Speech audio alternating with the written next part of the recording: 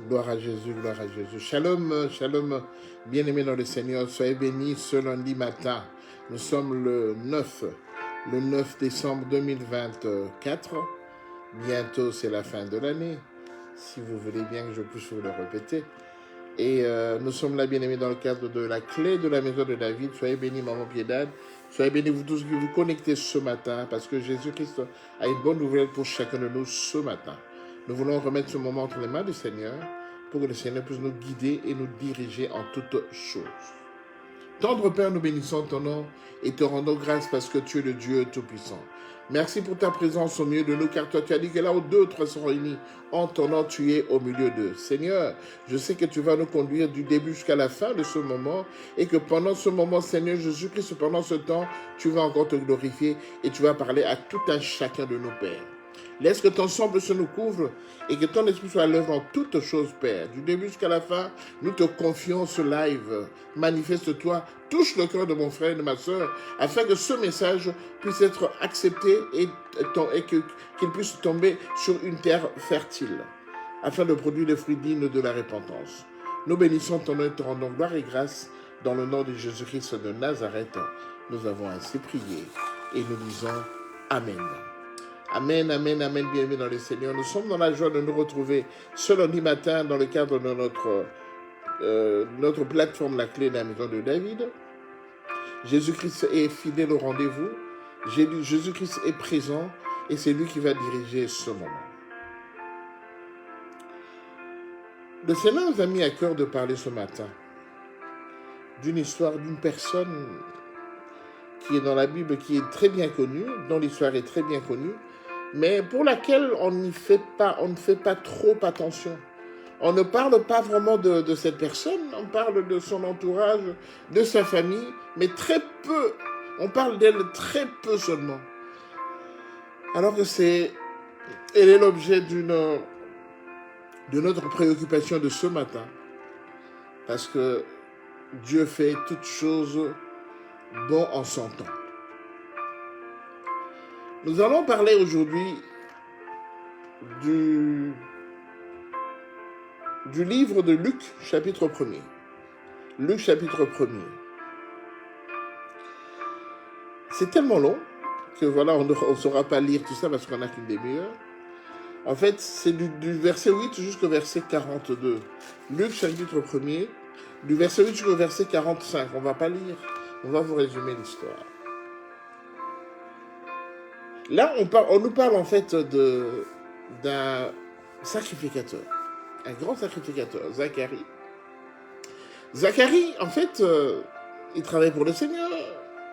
Et puis, voilà, un beau jour, parce que vous savez bien que le tabernacle comportait 3 parties.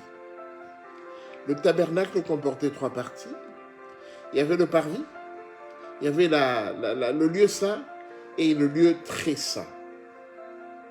Le parvis était accessible à tout le monde. Tout le monde pouvait rentrer dans le parvis. Au moins tout le monde, quand il rentrait dans le parvis, en fait, on était déjà dans le tabernacle. Mais là, le lieu saint était réservé à ceux-là qui étaient nantis, à ceux-là qui étaient appelés pour jouer un rôle et puis être sacrificateurs, à ceux-là pour qui il leur était donné la possibilité de remplir les fonctions que le Seigneur attendait d'eux.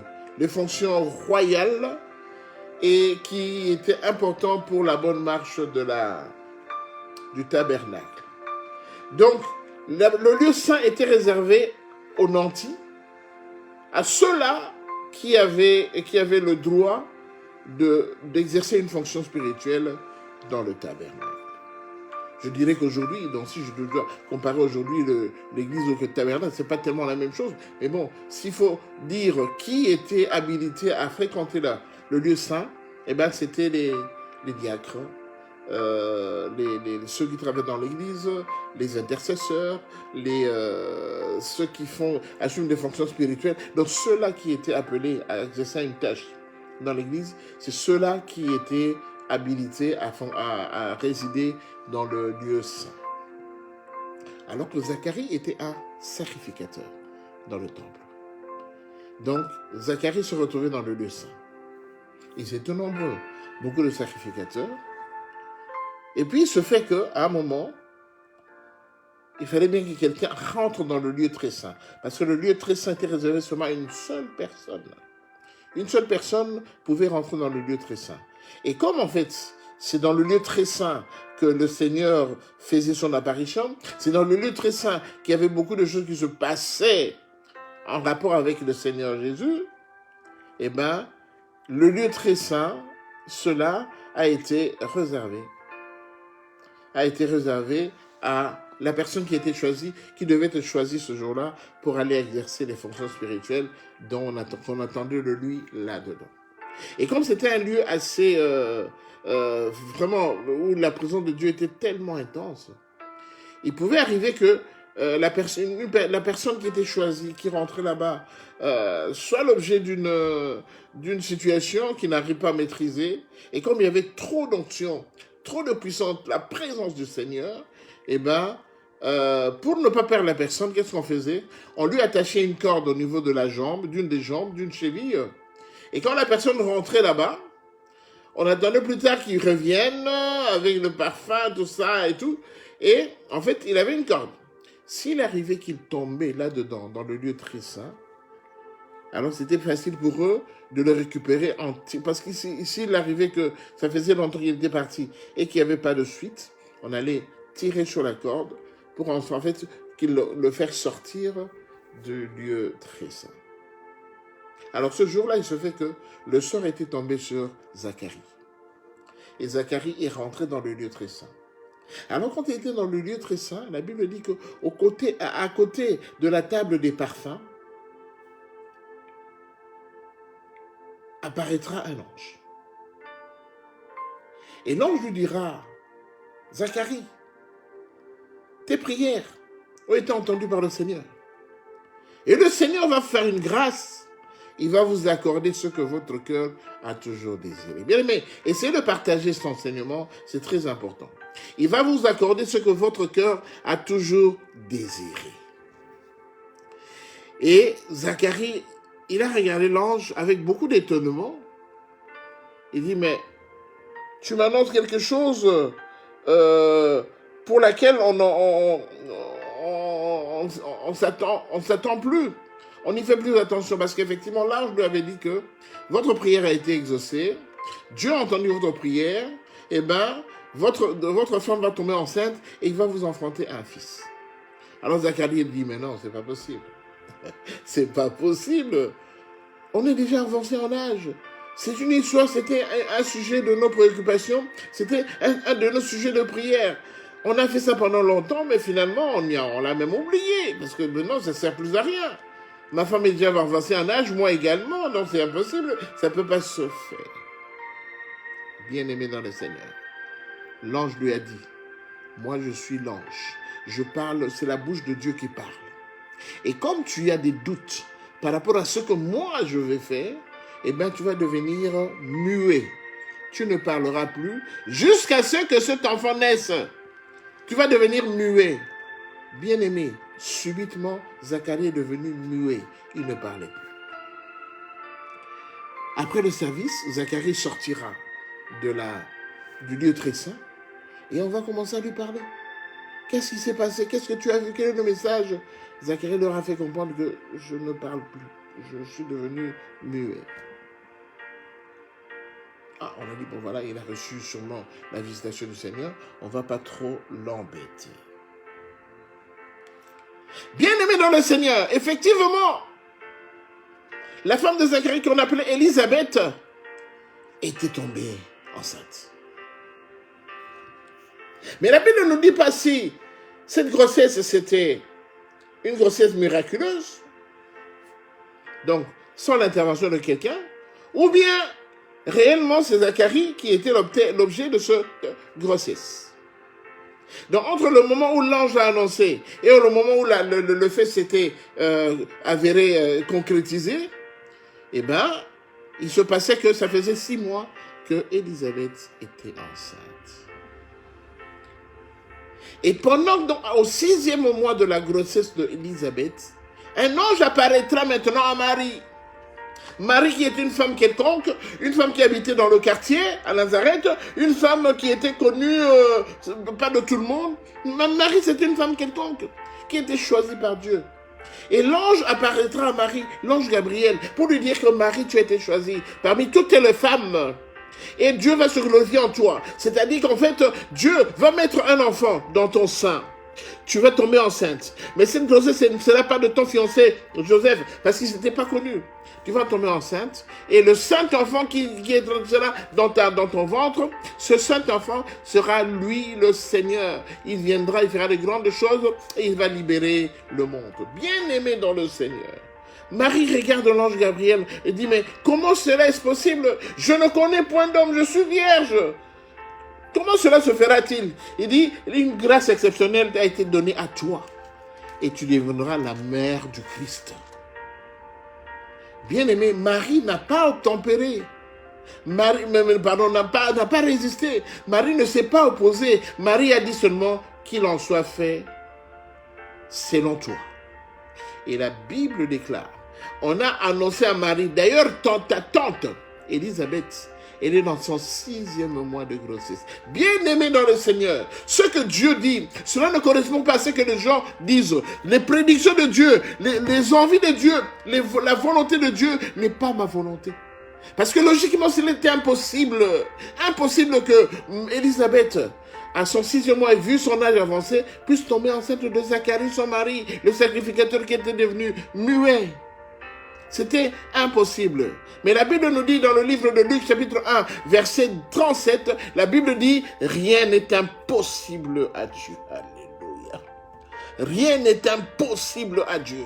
Bien-aimé, à nous les hommes, cela est impossible, mais à Dieu, rien n'était impossible. C'est pourquoi j'ai un de mes frères qui dit que I am impossible. C'est-à-dire que tu prends impossible, tu sépares I à côté, tu mets M à côté, et puis tu mets possible à côté, tu le dis en anglais, I am possible. Donc, si rien n'est impossible à Dieu, donc c'est que je suis capable de faire quelque chose, je suis capable de mettre en acte une situation, je suis capable de faire quelque chose, et cette chose-là sera réalisée.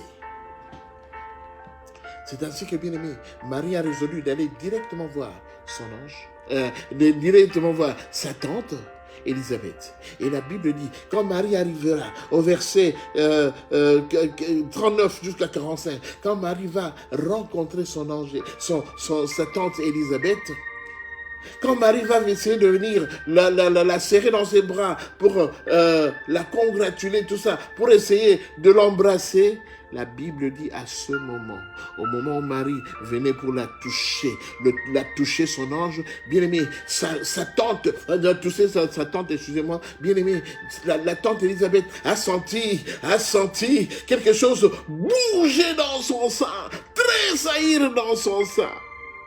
Et il a compris que ça, c'est la puissance du Saint-Esprit. Alléluia. Et Marie lui a exprimé toute sa gratitude en disant que moi et toi, nous attendons des bienheureux du Seigneur. Nous attendons les bienheureux du Seigneur. C'est le Seigneur qui a décidé ainsi. Bien-aimé dans le Seigneur. Bien-aimé dans le Seigneur. Je le répète encore. Élisabeth était à la tante de Marie. Élisabeth était dans son 6e mois. Pendant que Marie venait d'avoir l'annonciation, et pendant que Marie maintenant était devenue enceinte sous la puissance du Saint-Esprit.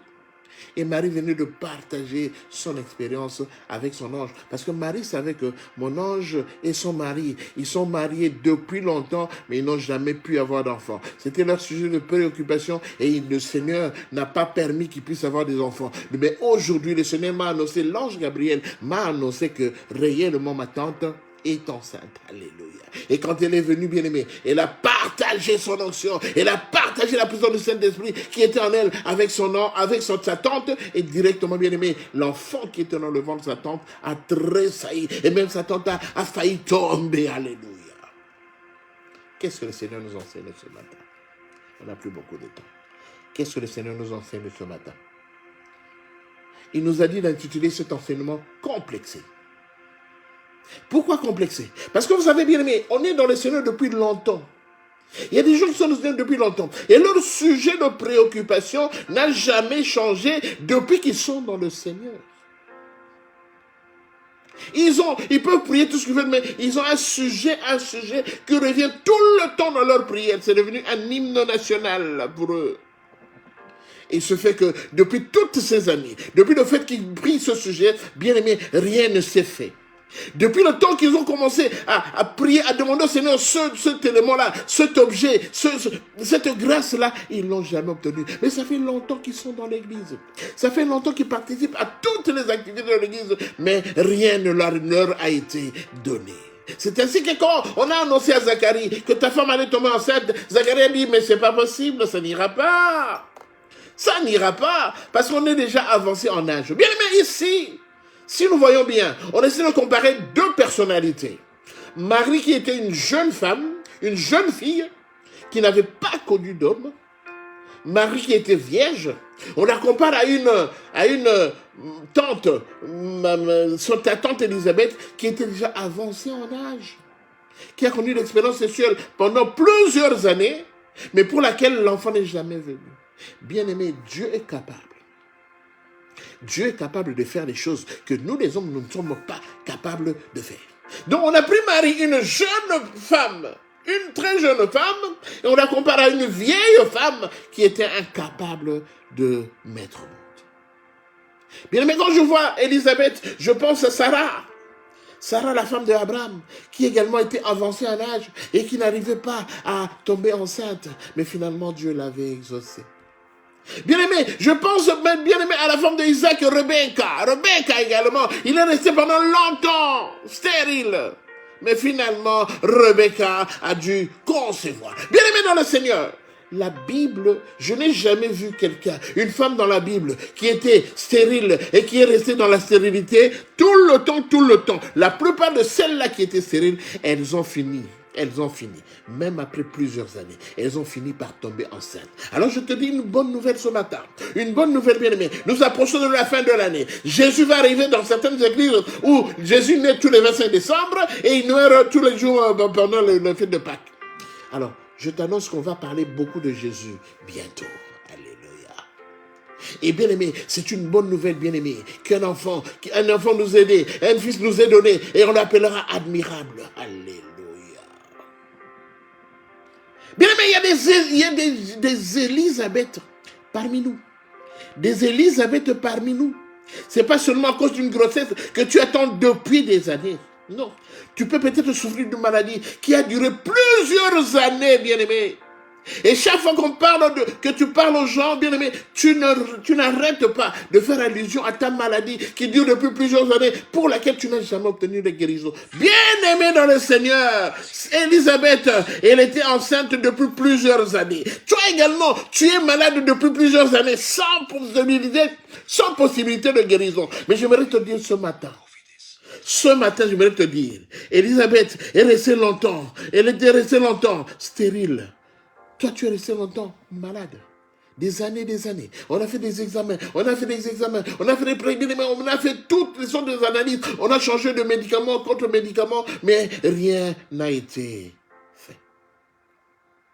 Tu as souffert de cette maladie depuis des années. Tu ne sais même plus compter les années. Mais cette maladie est toujours avec toi. Bien, mais j'aimerais te dire quelque chose de bien. Même si tu es malade depuis des années, mais tu te rends compte que malgré cette maladie, malgré les années passées, tu n'es jamais mort. Tu n'es jamais morte.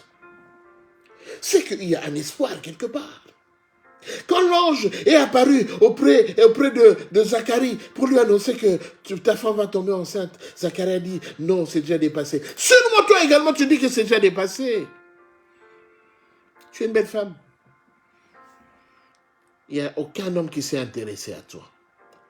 Tu as avancé en âge, personne ne s'est intéressé à toi. Tu as 50 ans, 45 ans, 50 ans, 60 ans, personne ne s'est intéressé à toi. Et tu as dit que ce sujet, il ne faut même plus m'en parler. Et ça t'a rendu complexé. La maladie dont tu souffres, comme il n'y a pas de guérison, ça t'a rendu complexé. Le séjour que tu cherches à obtenir dans cette ville d'Europe où tu résides depuis des années, ça t'a rendu complexé. Quand les gens parlent de leur séjour, de leur déplacement, de leur passeport, ils sortent et ils reviennent de tout ça. Toi, tu es complexé. Quand vous êtes avec des gens, des amis, on parle, chaque personne essaie de parler de son expérience avec sa famille, avec ses enfants. Et comme toi, tu es stérile depuis des années, tu n'as jamais pu avoir des enfants, tu deviens complexé. Bien-aimé, arrête! Arrête d'être complexé. Arrête d'être complexé. La Bible dit, si une bénédiction tarde à venir, attends-la, car elle s'accomplira, et elle s'accomplira certainement. On te demande seulement d'avoir la foi. Si aujourd'hui tu n'as pas obtenu, Dieu est capable de te donner, même après 10 ans. Mais toi, garde seulement la foi. Bien-aimé, moi je n'ai pas créé une situation pour qu'une fois que j'étais marié, que ma femme tombe enceinte. Non. Parce que j'ai des amis qui sont mariés à la même année, au même moment que moi. Bien-aimé, moi j'ai eu 5 enfants. Et eux, jusqu'à aujourd'hui, ils n'ont obtenu aucun enfant. Mais tout ce que je leur demande, c'est d'être patient. Je ne suis pas exceptionnel parce que j'ai eu des enfants et que toi, tu n'as pas eu d'enfants. Non, moi, je ne suis pas exceptionnel. C'est juste une grâce. Une grâce. Je suis rien du tout. C'est une grâce. Je peux aussi être comme toi, qui n'a pas obtenu d'enfant jusque-là. Mais je te demande seulement de regarder, de conserver ta foi. Bien aimé, Élisabeth ne pouvait pas penser qu'un jour, elle allait obtenir des enfants. Bien aimé, elle n'avait jamais pensé. Mais elle a subi, au travers de son mari, la visitation de l'ange. L'ange est venu, il a dit, vos prières ont été exaucées. Bientôt, ta femme sera enceinte et il aura un enfant. Bien-aimé, ne te prends pas pour le meilleur. Ne te prends pas pour celui qui est au-dessus de tout soupçon. Ne te prends pas pour celui qui écrase les démons. Parce que nous voulons bien parler des démons. Nous voulons bien parler de la sorcellerie dans nos familles. Ne te prends pas pour celui qui est au-dessus de tous les sorciers de la famille. Non, tu as une grâce exceptionnelle. Pendant qu'il y a des amis, des frères, des sœurs, où ils se combattent les démons tout le temps. Et quand on parle de la famille, ils sont tellement complexés qu'ils osent même pas en parler. Il y a de ceux-là qui aiment beaucoup leur maladie. Quand on discute comme ça, ils parlent de leur maladie comme si c'était une passion. Bien aimé, la maladie n'est pas une passion. La maladie, c'est un événement. La Bible dit, bien aimé, même l'OMS définit la maladie comme un état de mal-être. Un état de mal-être, parce que la santé, c'est un état de bien-être. Un état de mal-être. Mais c'est un état. Mais un état qui va persister, qui ne va pas persister tout le temps, toute ta vie. C'est un état, c'est un moment passager. C'est une agression qui vient agresser ton corps, mais c'est passager. Parce qu'à la maladie, il y a toujours un remède. À la maladie, il y a toujours une guérison. C'est ainsi que, bien aimé, Élisabeth s'est retrouvée enceinte. 6 mois, de différence entre la grossesse d'Élisabeth et la grossesse de Marie, c'était de 6 mois. Parce que quand Marie a eu la nouvelle, il est allé directement voir Élisabeth qui était à son 6e mois. Donc, la différence d'âge entre Jésus et Jean-Baptiste, c'était de 6 mois. Donc, quand Jean-Baptiste est né, Jésus est né 6 mois après. La différence était de 6 mois. Mais Jean-Baptiste était celui qui devait venir avant pour annoncer que le Christ allait venir. Et le Christ est venu, et Jean-Baptiste a baptisé le Christ. Donc, j'aimerais dire quoi? Ce matin, il y a Marie, Élisabeth était devenue complexée. Il y a beaucoup de complexés parmi nous. Le Seigneur te dit, arrête d'être complexé. La Bible dit, celui qui est faible, il doit déclarer que je suis fort. Celui qui est pauvre, il doit déclarer que je suis riche. Bien-aimé, avant-hier, on a parlé de la négativité. Ne prononce plus des discours négatifs dans ta vie. Le Seigneur t'a amené. Il te permet de passer ce mois de décembre parce qu'il veut se glorifier dans ta vie. Toi, garde seulement la foi. Cette foi-là que tu as, garde-la seulement. Parce que Dieu ne fait jamais les choses au hasard. Jamais. Dieu ne t'a pas créé pour que tu sois souffrant. Dieu t'a créé pour que tu sois un vaillant guerrier, un vaillant héros. comme il avait dit auprès de Gédéon, le vaillant héros. Mais Gédéon, pour lui, il était complexé. Il dit, mais quoi? Chez moi, il y a toujours la pauvreté. Comment tu peux m'appeler vaillant héros alors que je ne vois rien? Bien aimé, chez Dieu, il ne faut pas voir, il faut croire. La foi vient de ce qu'on entend. Ce qu'on entend, pas de ce qu'on voit. Parce que s'il fallait, bien aimé, comparer seulement ce qu'on voit, on ne serait pas en vie. Parce que si tu t'attends seulement à voir, tu n'obtiendras rien de la part du Seigneur. Écoute la parole de Dieu. Écoutez la parole de Dieu. C'est juste ça qu'il faut faire. Donc j'aimerais dire ce matin à tous ceux qui sont complexés, le Seigneur veut que tu puisses enlever ce complexe. Ce complexe va t'enfoncer, il va t'enfoncer. Et quand Dieu va commencer à distribuer, tu vas louper. Parce que tu t'es tellement accroché à ce complexe-là que maintenant, tu ne peux même pas te dire que je peux. Je n'ose pas. Le comble avec les chrétiens, c'est que les chrétiens n'osent pas. Mais pose seulement le pas. Pose seulement le pas. Le reste, le Seigneur va accomplir. Mais toi, présente-toi seulement sur le champ de bataille. Tu es resté demeuré sur cette montagne. Quitte un peu cette montagne. Quitte la montagne. Bien aimé, augmente la foi. Le Seigneur est capable. Il est capable de t'enlever l'homme que tu aimes. Il est capable d'enlever la femme que tu aimes. Parce qu'il a quelque chose de merveilleux pour toi. Mais ne reste pas seulement accroché à cette nouvelle négative que tu as eue. La Bible dit, le malheur atteint souvent le juste, mais l'Éternel l'en délivre toujours. Moi, ce qui me plaît dans ce verset, c'est toujours. C'est le suffixe toujours. L'Éternel l'en délivre toujours. Toujours, c'est-à-dire que donc, la délivrance viendra. Mais le malheur t'atteindra souvent, mais le Seigneur va t'en délivrer toujours. Garde la foi.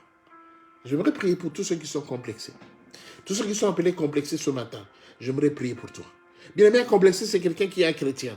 Ce n'est pas un païen, c'est quelqu'un qui est chrétien comme toi, mais pour qui tu dis que cette histoire, il y a longtemps, il ne faut même pas en parler.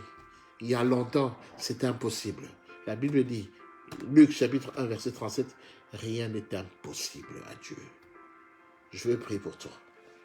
Je veux prier pour toi. Parce que si tu vas avec cette allure-là jusqu'à la fin de l'année, tu ne verras rien. Parce que tu pars déjà défaitiste. Il faut aller la tête haute. La tête haute. Si tu n'as pas l'habitude de bien t'habiller, tout ça, habille-toi bien. Costume, cravate. Tous ces jours-ci, il y a des rendez-vous. Habille-toi très bien.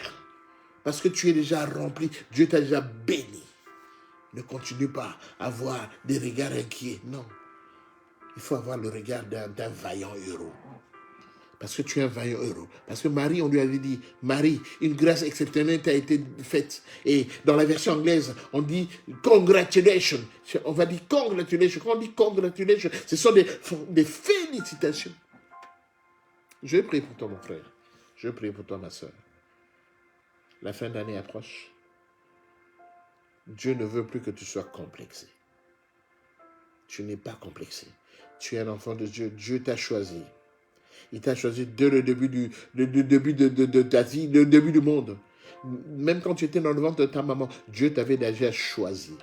Parce qu'il a envie de travailler pour toi. Ce n'est pas un hasard que tu aies connu Dieu aujourd'hui. Là où tu es, ferme les yeux, je vais prier pour toi.